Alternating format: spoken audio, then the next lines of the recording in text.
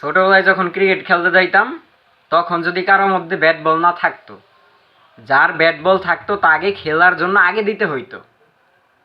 এরপরে যদি সে আউট হয়ে যাইতো তখন সে বলতো কি আমি ব্যাট বল নিয়ে যামুগা, তোমরা আমার সাথে সিটারি ব্যাটপারি করছো। মানে সে মানতে চাইতো না, কারণ ওই যে পাওয়ার একটাই, তার হাতে ব্যাট বল। এখন এরকমের একটা খেলাধুলা শুরু হয়েছে বর্তমানে ডাকসু আর জাকসু নির্বাচন নিয়ে। কয়েকদিন আগে তো ডাকসু নির্বাচন হয়েছে, নির্বাচনের ভোট গ্রহণ শেষে এখন গণনার সময় হয়েছে। তখন কি বললো ছাত্র দলের আবিদ ভাই, যে এই ভোট মানি না, এই ভোট বর্জন করি। তারপর হচ্ছে আপনার শিবির ভোট চোর, এটা আর কি ছাত্র দলের লোকজনেরা বলছে। আবিদ ভাইকে এটা বলতে শুনি নাই, ছাত্র দলের লোকজনেরা বলছে। তারপর হচ্ছে ছাত্র দলের রাকিব ভাই থেকে শুরু করে যত লোকজন আছে সবাই মিলে গেছে আপনার বিশ্ববিদ্যালয়ের যে যারা আছে প্রফেসর, তাদেরকে হুমকি ধুমকি ধমক দিয়াও মনে করেন কোনো কাজ হয় নাই, কিছু করতে পারে নাই। যাই হোক অনেক চেষ্টা করছে, কথা হলো অনেকেই গেছে, সবাই গেছে। কিন্তু এর মধ্যে জামাতের যত নেতাকর্মী আছে তাদেরকে তেমনভাবে দেখি নাই, মনে করেন যে যে ধমক টমক ঝাড়ি মিছিল মিটিংয়ে দেখি নাই তেমন একটা। তাই যে এখন এই যে একটা বিশৃঙ্খলা, জামাতের লোক কিন্তু তেমন একটা বিশৃঙ্খলা করে না, মানে জামাত শিবিরের পোলাপানরা। কেন? জামাত শিবিরের যত নেতাকর্মী আছে তাদের পিছনে যত মনে করেন যে কর্মীরা যদি চিল্লাপাল্লা করে, তখন যদি জামাতের নেতা যে কোনো একজন নেতা যদি হাত ইশা করে চুপ থাকতে বলে, সবাই চুপ থাকে।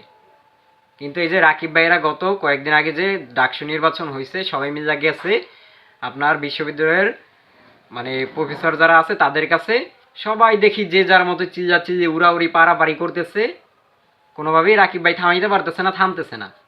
এই যে একটা বিশৃঙ্খলা, এটা কিন্তু একটা মনে করেন যে অন্যরকম একটা বিষয়।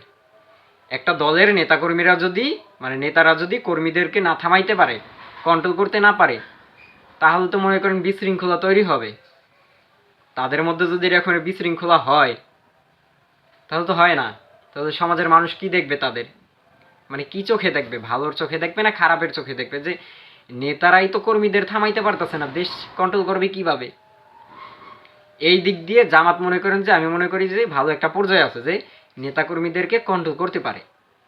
আর যাই হোক, সে চ্যাপ্টার বাদ, এখন নতুন একটা চ্যাপ্টার আসছে, সেটা হচ্ছে জাকসু নির্বাচন। গতকালকে জাকসু নির্বাচন হইতেছে ঠিক মাঝপথে, মানে দুপুরবেলা ছাত্র দলের নেতাকর্মীরা মানে ছাত্র দলের যারা প্রার্থী আছে তারা কি বলছে, যে এই নির্বাচন বর্জন, এইবার নির্বাচন আমরা মানি না। এটা বোঝা চলে গেছে, মানে এখনো খাইয়েই দেখলো না খাবারটা মজা না কি, খাবার সামনে দেখেই বলতেছে এই খাবার ভালো না খারাপ।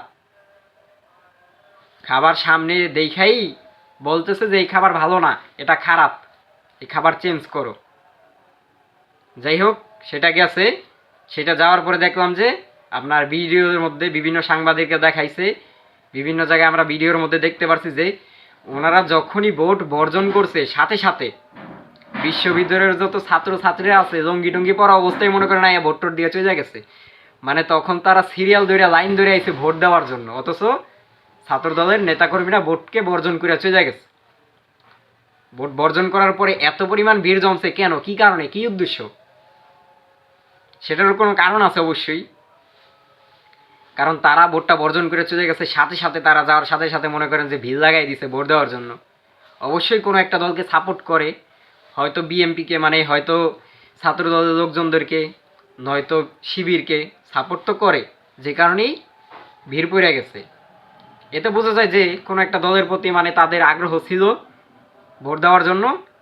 বর্জন করার পরে ছাত্রদল তারা সবাই চলে আসছে ভোট দেওয়ার জন্য, সাধারণ ছাত্র যারা আছে ভার্সিটির।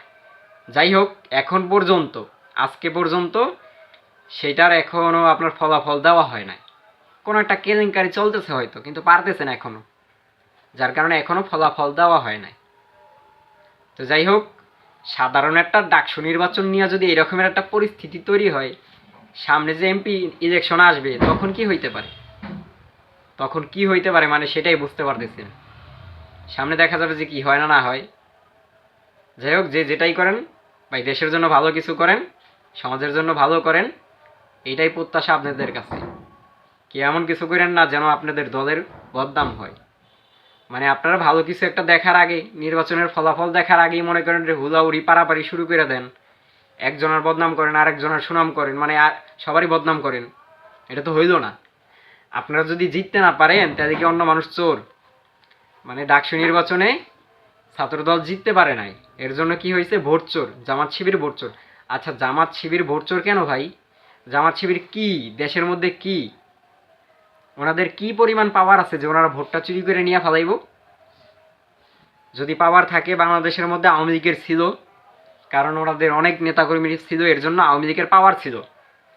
তারপরে নেক্সটে আছে বিএমপি, বিএমপিরও পাওয়ার আছে কারণ তাদের অনেক নেতাকর্মী আছে বাংলাদেশের বিভিন্ন জায়গায় আনাচে কানাচে। তাহলে তাদের ড্যাঙ্গাইয়া কিভাবে জামাত শিবির মনে করেন ভোট চুরি করে? কি হয়ে গেছে এমন দেশে জামাত শিবির যে তারা ভোট চুরি করে জিততে যাইব আর তাদেরকে জিতাইয়ে দিব? এটা কোনো কথা না। ভোটে হাইরা গেলেই যে অন্য একজন ভোট চুরি করছে এটা কোনো কথা না। হার জিত থাকবেই, এটা স্বাভাবিক। হার জিত থাকবে, এটা সবার মাইনা নিতে হবে। তো যাই হোক, কি আর বলবো, এখানে আর বেশি কিছু বলতে চাই না। যা দেখার তা সবাই দেখতেছে, দেশের লোক। তো সকলেই ভালো থাকবেন, সুস্থ থাকবেন, দেখা হচ্ছে নেক্সট ভিডিওতে। আসসালামু আলাইকুম।